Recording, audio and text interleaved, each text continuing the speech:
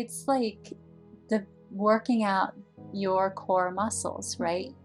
It's necessary to keep doing it, because the moment you stop is when those core muscles go and there we are again. I've been working with somebody else on a physical alignment, and the whole idea that once we give up on working on our core physical alignment, things start to go by the wayside, and then you start working on your emotional alignment, things really go out of the way. And sometimes you think, did I just say that? Or what happened to that nice person you used to be? You realize it's an active daily process. But if you don't understand how valuable it is, you don't go back to say, wow, I seem to be, not very happy these days and very critical and unkind to people. Maybe I need to go back and do some managing my own energy. Go back to your own personal library or all the classes that maybe you signed up for in the past, if you can remember how to get into them, and just revisit it. So let's see if we can make this one as valuable enough that people will go back and look at it, because it then would have so many more offshoots: parenting, or in leadership, or in getting along in relationships, or handling mind over matter with health and well-being. If you understand the basic core, it's easier to go forward in other aspects. Now I'm excited to go finish getting this done. Yeah, because it is one of those things, and we should be looking at our energetic workout as much. That's why last month we talked about the compassion being calisthenics, right? Because we don't necessarily think about working out our emotions and working out our energetic form, but it's a body, whether we think about it being a body or not. And so it is important to have these foundational things. Crunches are a staple. If you're going to work out your abs, you're going to do some sort of sit-up. It doesn't matter. Right. You can make it as inventive as you want, going side to side if you want that. But it's just a different take on the same thing. And here we all are with so many things happening right now, and it's so easy to lower our energy level.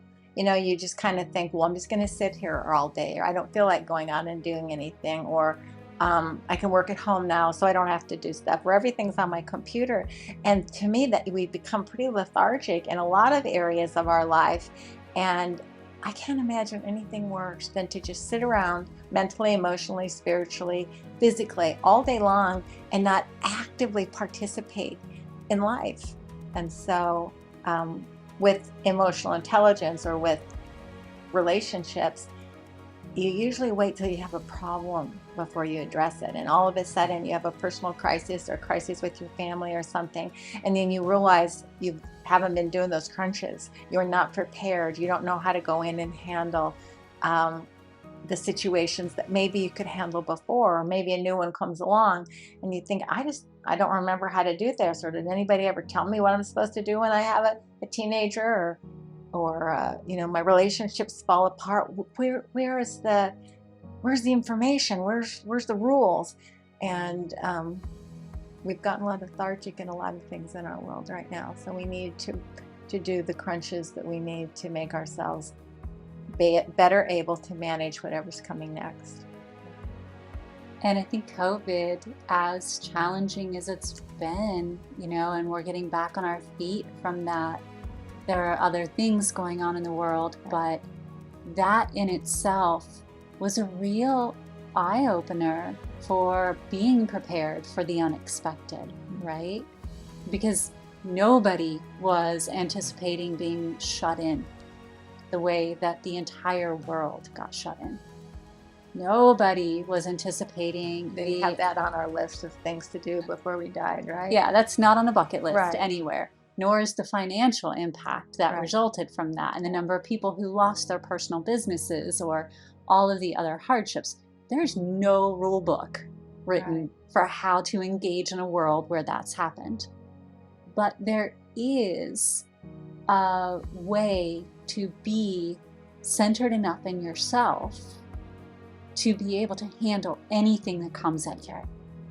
And that's up, you're using the word centered, which I think some people you know, they don't see it as an ever in all aspect, but whether we're centered and we're aligned, then we have a chance to spread outward, balanced.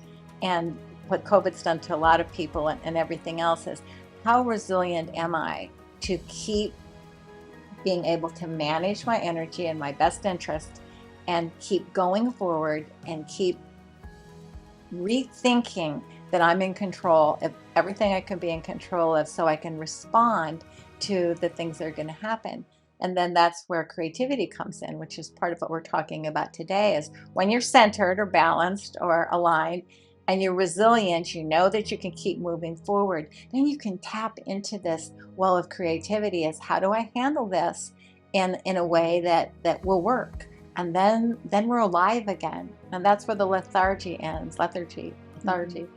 You you've centered yourself in where you're at. You feel that you can handle things. Your emotions are under control. Now, how do I make it fun? How do I make it work? How do I make it in everybody's best interest, and handling things in a way that life isn't just the same repetitive, dull fear that a lot of people are living in right now. Just dumbed down fear of what next and who am I and what's going to happen to me. So